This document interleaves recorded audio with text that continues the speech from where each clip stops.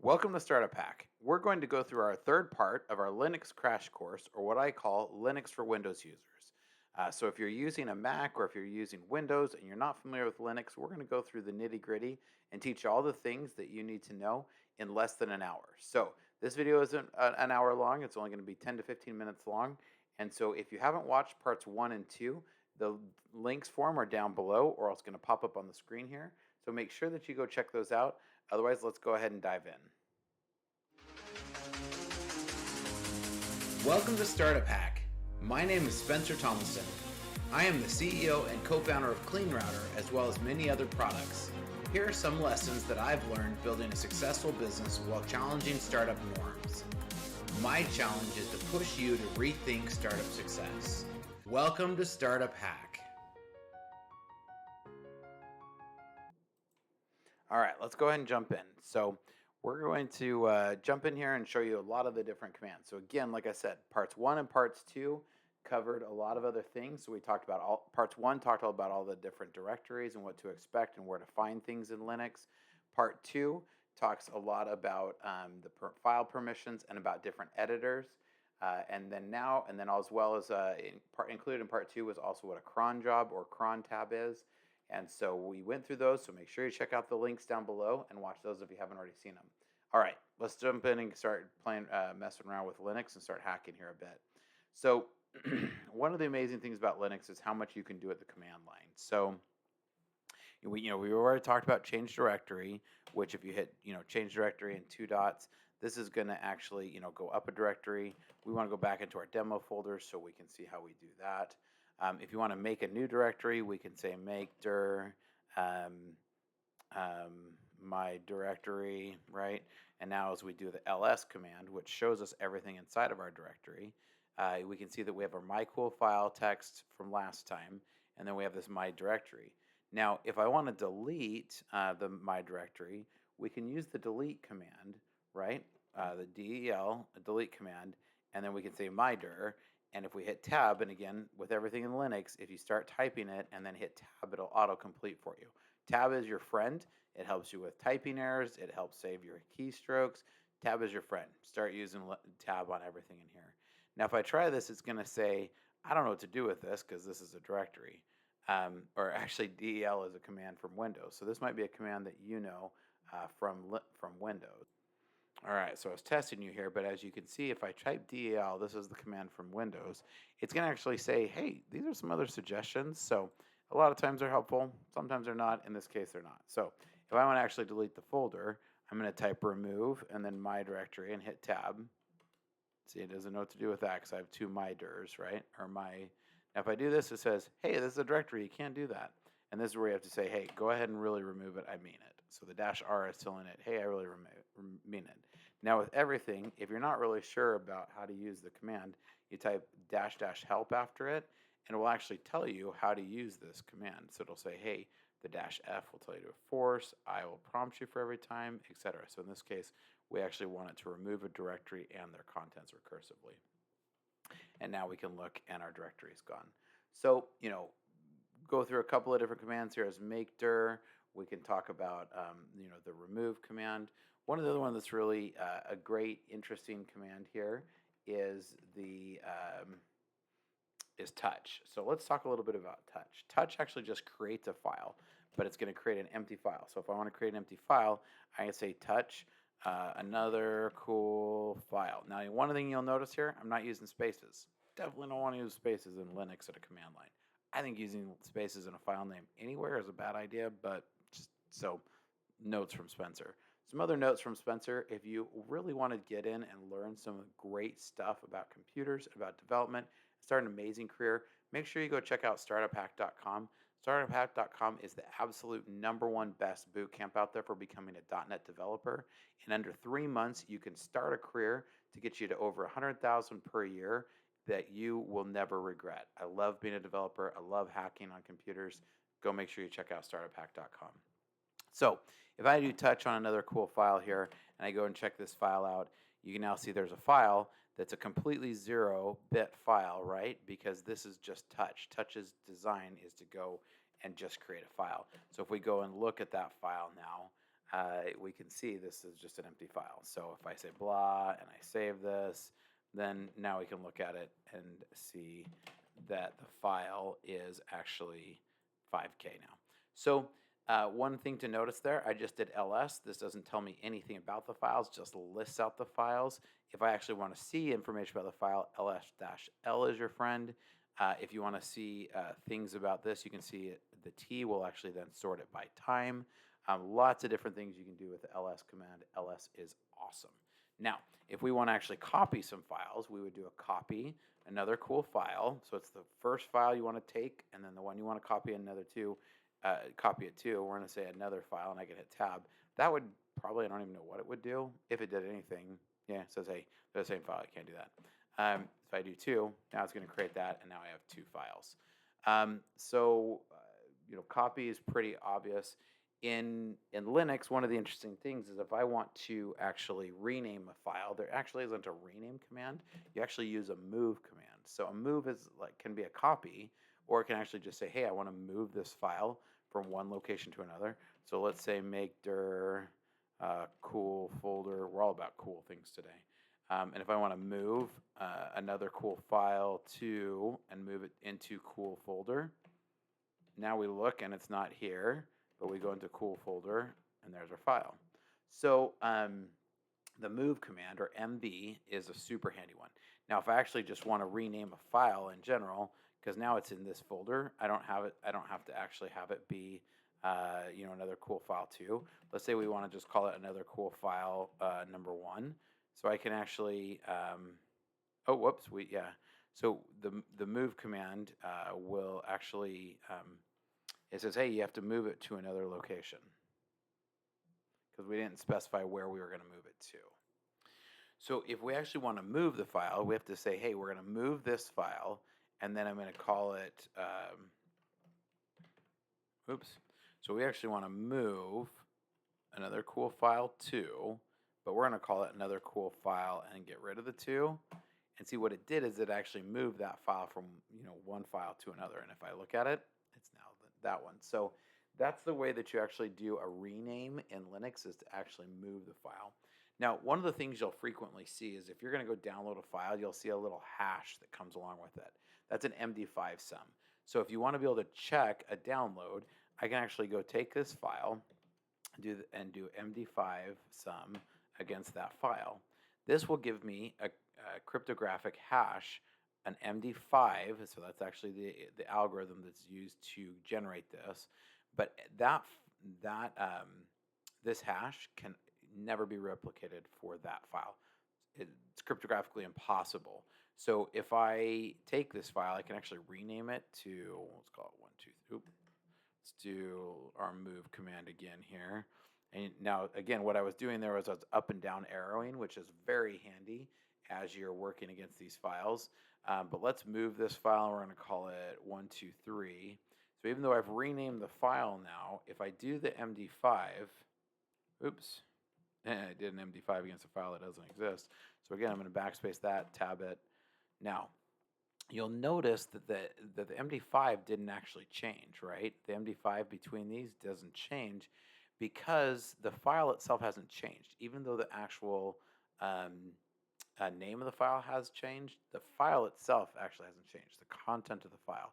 And this is really important because you can download a file like across the web, and it'll be like, and you'll see posted on the site, oh, hey, this is the MD5 of that file.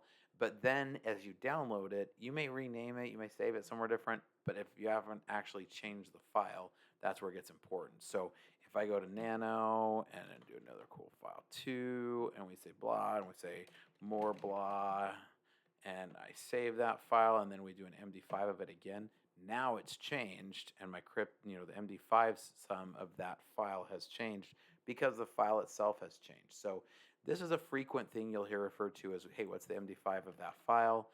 There's some other things you can do with MD5. Cryptographically, it's still not like totally secure, but MD5 sum will not generate the same MD5 for two different files. Like, it's impossible. All right.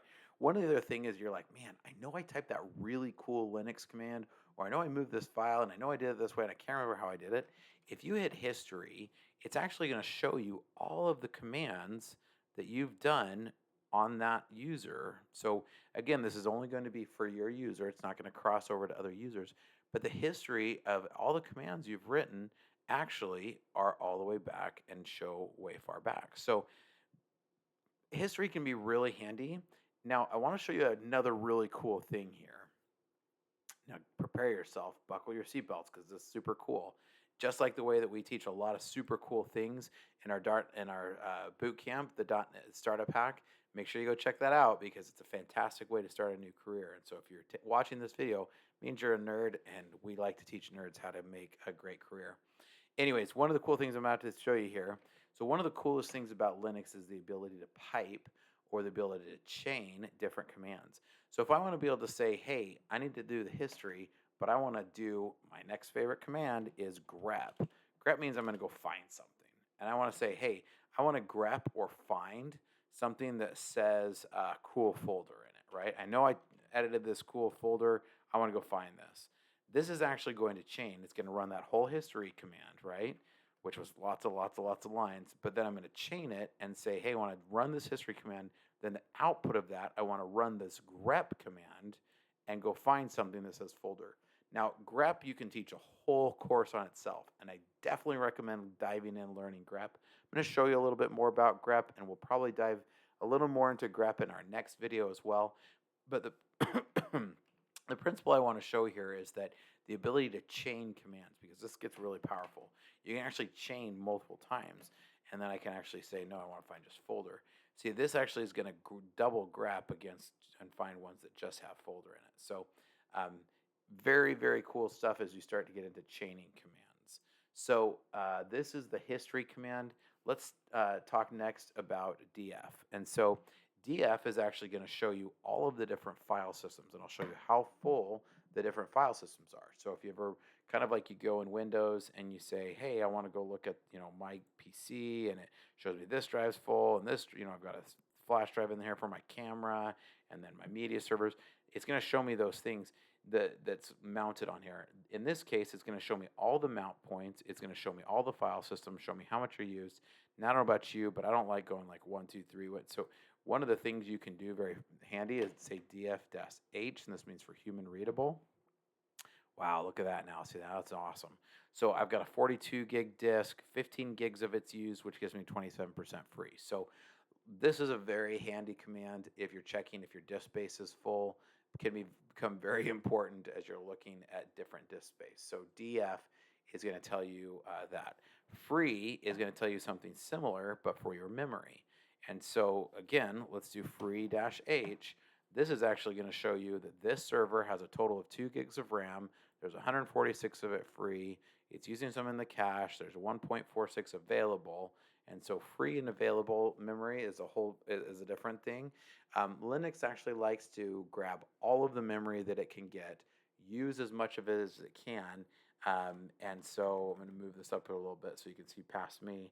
But Linux likes to be able is going to actually grab it and use it. And see, it's using a lot of this for 1.5 gigs for cache.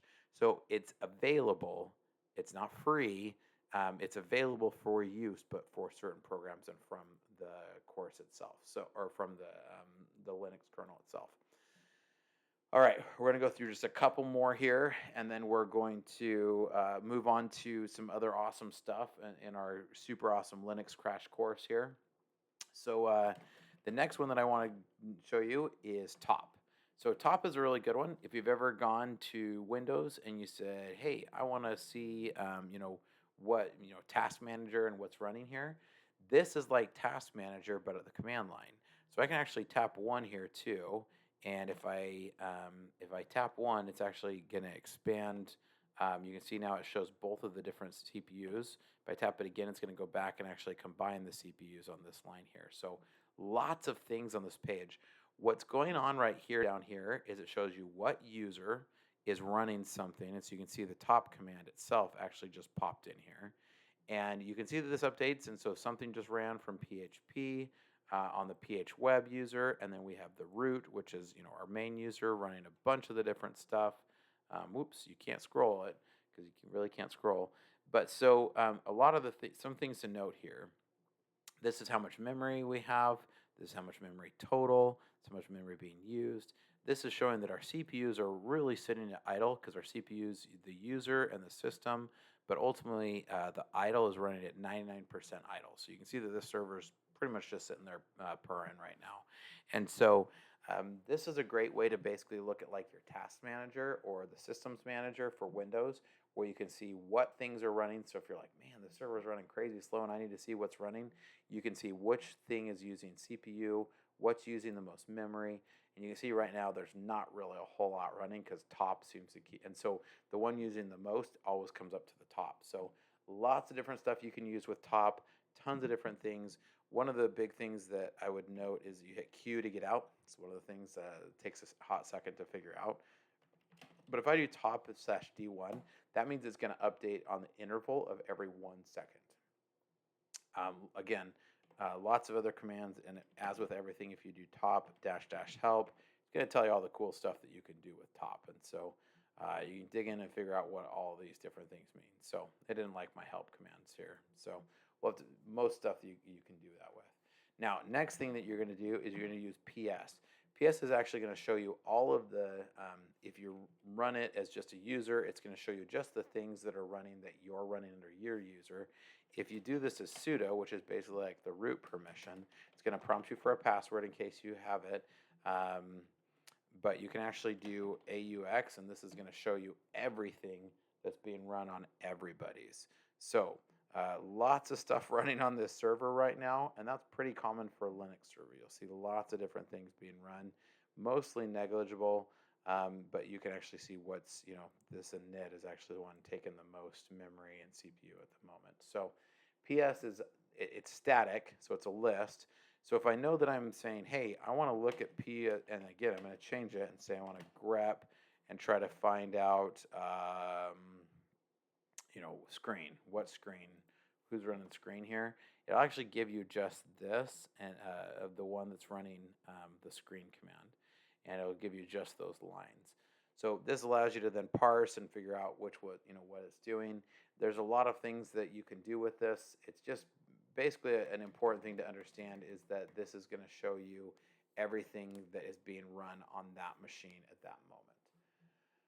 Okay, I think that's all we're going to go through in this one. As always, so again, make sure you check out the previous courses 1 and 2. I'm going to do some more here, so make sure you check up there and hit that link here at the end to go on to the next course. We're going to make sure we get you all trained up.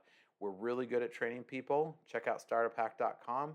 It is a fantastic course that will help you to become a great Linux developer, Linux and .NET developer. We do teach how to run .NET Core on Linux. We run in Azure on Linux. I know, it's kind of a crazy world that we live in where Microsoft's hosting Linux, but it is the world we live in. So we will catch you guys next time.